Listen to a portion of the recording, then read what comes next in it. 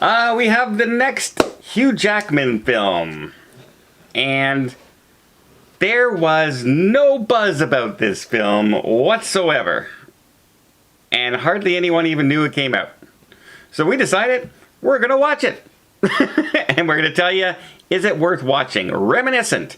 So reminiscent with us as we talk about Reminiscence. Did you say reminiscent with us? Hmm? Did you just say reminiscent with us? Instead of reminisce with us?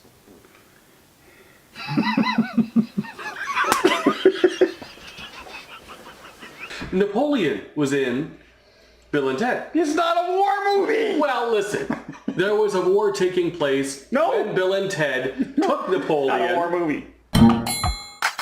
Okay, Paul, give us a little rundown of Reminiscent.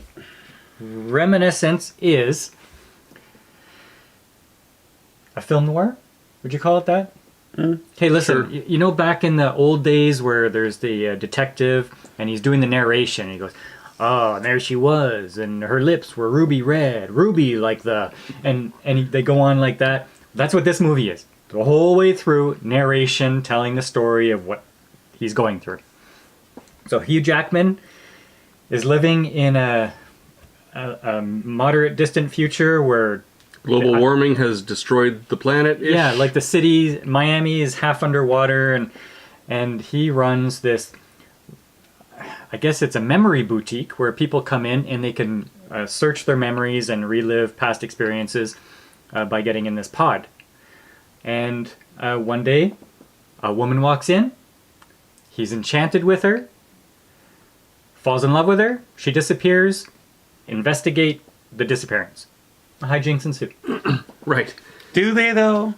Did they ensue? Listen, I thought the concept of this movie was... Well, I mean, not anything that hasn't been done before. I mean, The Matrix is right? basically Matrix, Inception, Total Recall. Yeah. Name your movie, but I like the concept, and I was looking forward to seeing another take on it.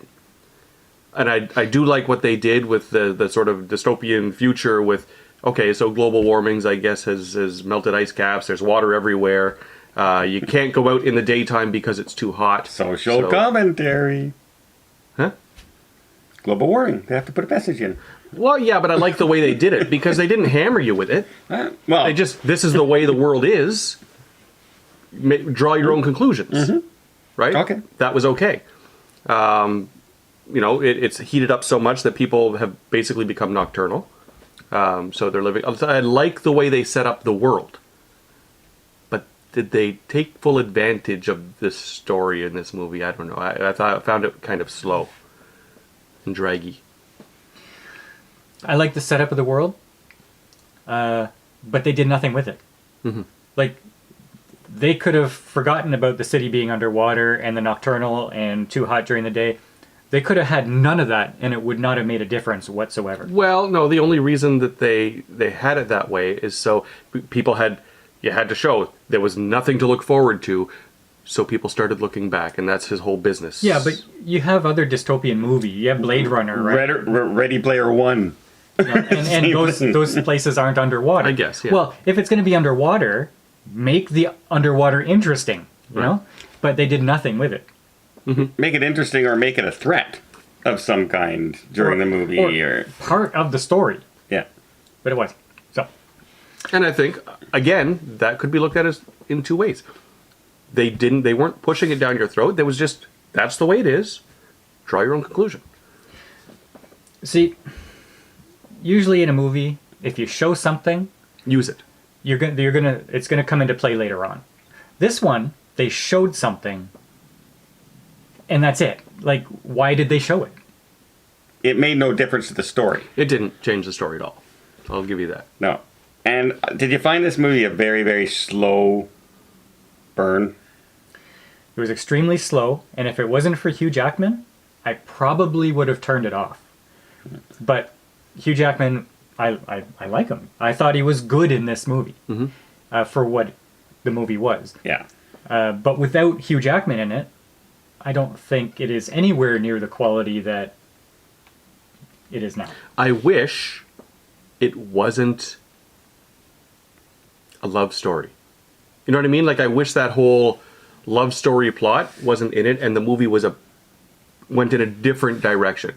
Same sort of concept, different direction. Do an investigation, that's fine, but just not the love interest stuff. That, to me, just made it boring for me. Mark's lost all love in his life. No, it was so cliche, right? So it was just, you knew as soon as she comes to the door what the whole spoilers. movie's about. No spoilers. I'm not, but you knew what the whole movie was about after that. I didn't. I didn't. When it was explained what was going on, I said, oh, okay, how's that going to play into this? Where are we going to go with that? That's fine. It didn't make it more exciting. Yeah. But, it was a very quiet, dark, slow burn.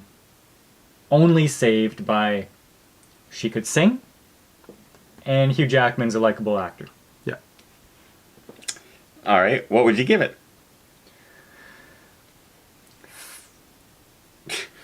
6. This was a movie with a lot of potential that they dropped the ball on. I'm going like 5.5 on it. I really, really wanted to like this movie, but I was getting drowsy like watching it. So I'm in around the 5 category. It's I was like, okay, something happened, please. A lot in this movie. A lot. And I like Hugh Jackman. I like him a lot in movies. So for that to... And he didn't even bring his claws out He at all. didn't. He didn't. Very disappointing. Just once. Just bring it up. One time. Answer me! Yeah. That would have been great. Maybe when his head is in the fish tank or something. But unfortunately... And he didn't even sing. No. Like, Again. break out like The Greatest Showman. Something. But, yeah, no, a little disappointing. You guys are morons. It was disappointing movie. It was,